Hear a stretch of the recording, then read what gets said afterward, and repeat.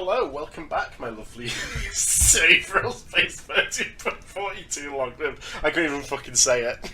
What were you gonna say? I said, welcome back, my lovelies. Oh.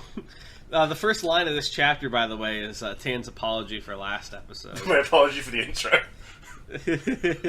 What's wrong with is that like a lore I don't know? That just sounds stupid. My lovelies, Hello, my lovelies. It's like I'm running a fucking, pastel YouTube channel. Yeah. Hello, Tan Lovelies! Goop adjacent. Oh, Tan Lovelies is even worse than just Lovelies. I'm not going to say that Tan again. Lovelies. Hello, Tan What's Lovelies! up, Tintins? Today we're doing a review of my favourite Disney park. Oh my god, shut up. Alright, you ready to Mariloco? I'm so ready to go Mariloco. When the Mara is loco? Mariloco sounds like fucking the JJK Yokari dance. Can you imagine him doing the dance? I could. I think it would be cool. Doesn't quite fit with his character, but... I messed up.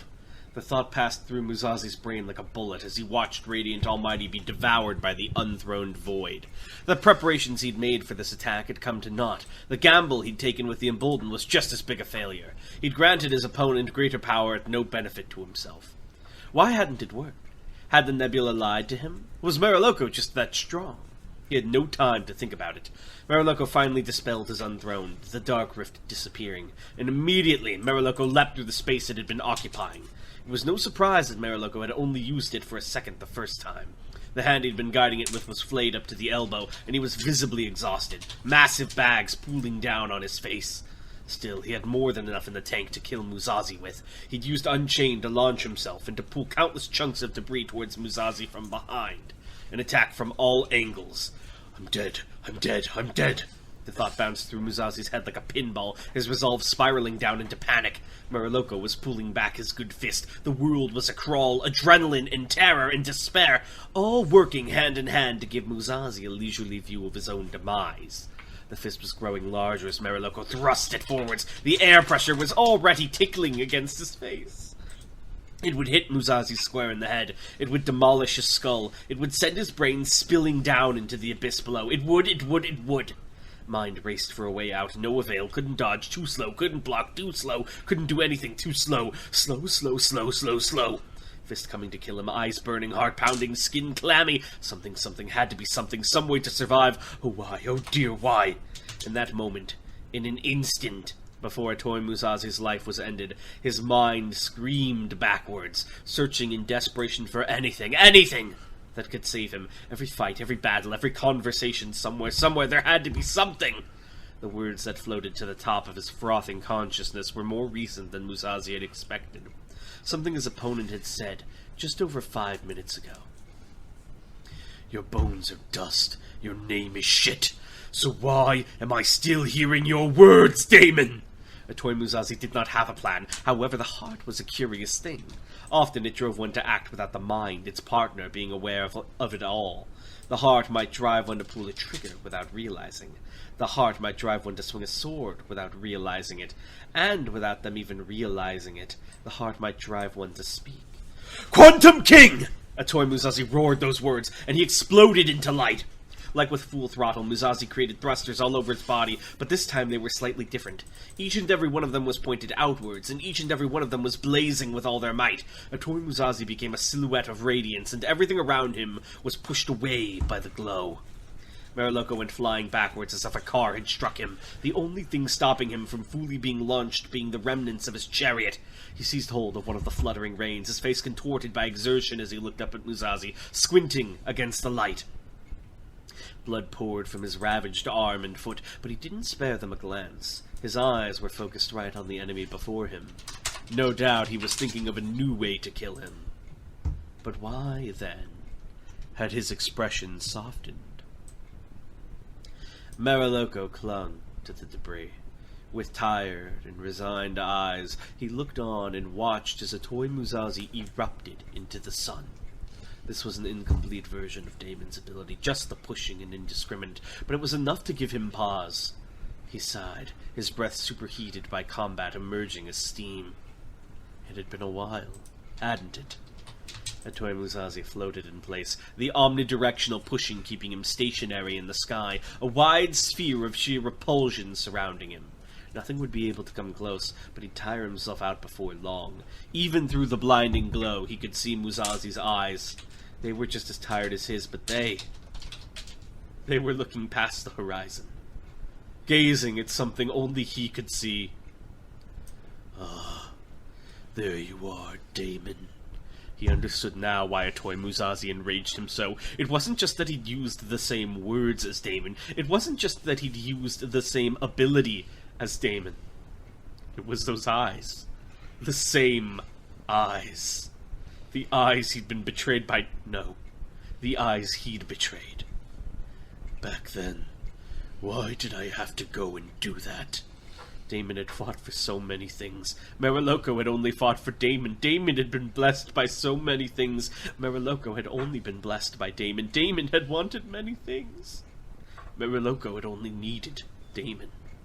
After all, he was that man's shadow. Any second now, Atoy Musashi would finally fall unconscious, and this clumsy Quantum King would end. Meriloko would leap right back into the fray and finish his wounded foe off. He would advance one round further in the Dawn contest, one step closer to a crown he didn't even care about. "I hope you wake in a kinder world than this." That had been Damon's wish, the last he'd heard from him before the ice had claimed his mind, but it hadn't come true. This wasn't a kinder world. Nothing had changed at all.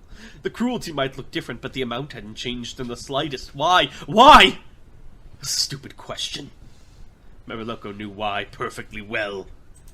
After he'd been woken up by Halcyon Interstellar, he'd gone to the history books out of muted curiosity. He'd wanted to know what had become of Damon in his quest. It had been just as he'd expected. Without the aid of his consort, Damon had been betrayed by his warriors and cut down as he tried to disassemble the supremacy.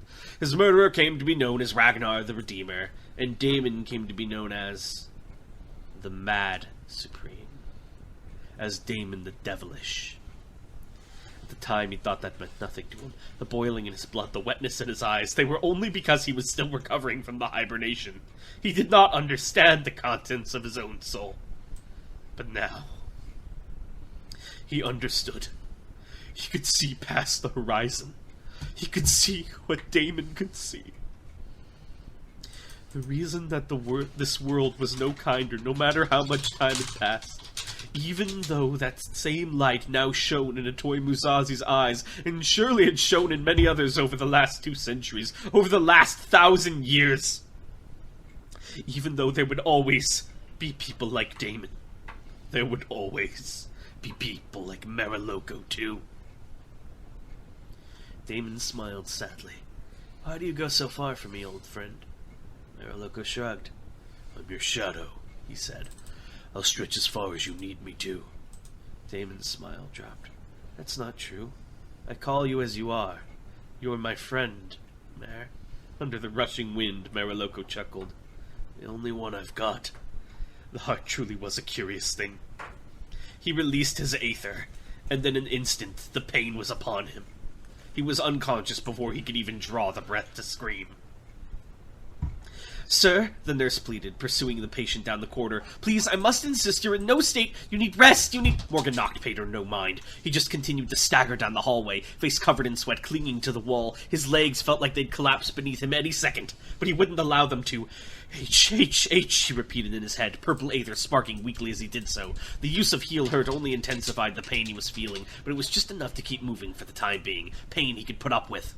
Losing Atoy Musashi, he couldn't. Right now, he couldn't allow himself to fail. "Sir!" the nurse repeated, grabbing him by the shoulder. "I must insist!" Morgan was just about to shake her off to continue his long and fruitless march when he heard the sound of the videograph in the distance. It must have been coming from the lobby. "Oh, and we're now receiving confirmation! Emerald Eyes are back online, and yes! As you can see, the winner of this match is Atoy Musashi!" Morgan's vision blurred into a haze. "Oh, think why." Then he allowed himself to fall. The shepherdess sipped her tea as she watched the conclusion of the match on the videograph. There hadn't been much point in coming to the arena of the Absolute for this. She could have just watched the match from home and had the same experience. It seemed that this crop of candidates didn't care much for fighting inside the lines. That was a good trait for a Supreme, but still it made evaluating them much more inconvenient.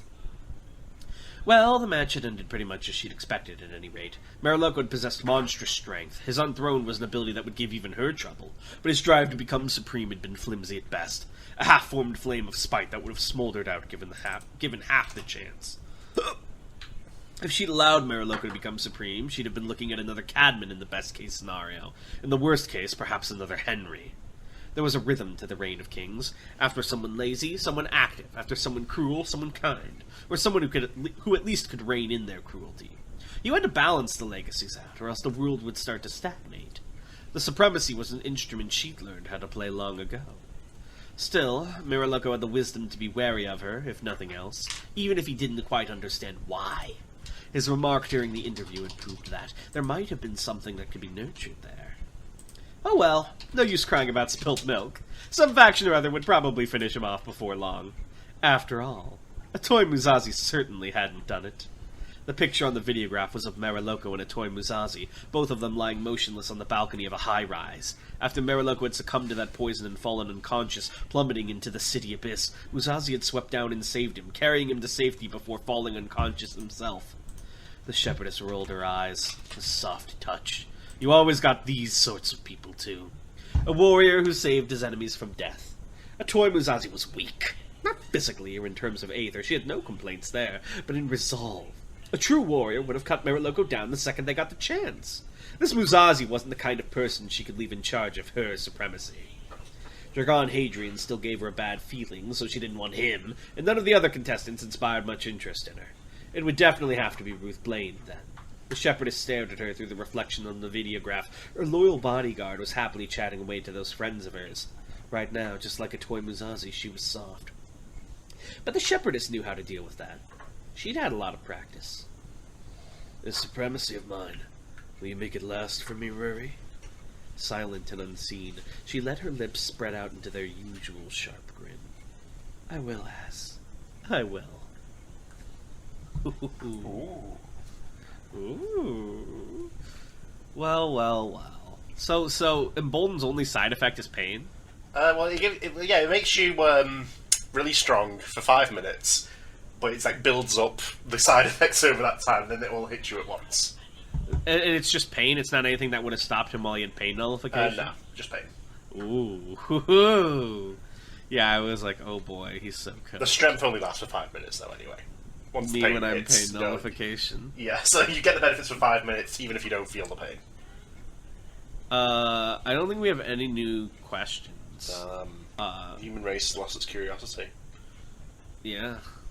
I don't have any fun facts to ask about, I don't know. Let me think. Okay, tell me about Ragnar. Ragnar the Redeemer, so he was one of the higher-ups in the sort of military structure at that time, the ones that served Daemon directly, so he was like third under Mariloko, basically, in terms of the hierarchy. Who was the general of this era again? The Cadman's boy? What do you mean? General Tull? Yeah, was he like the General Tull of his time? He didn't have the same rank, but he would have like a similar position. Okay. And he wielded a big axe, and he cut Daemon's head off while his back was turned.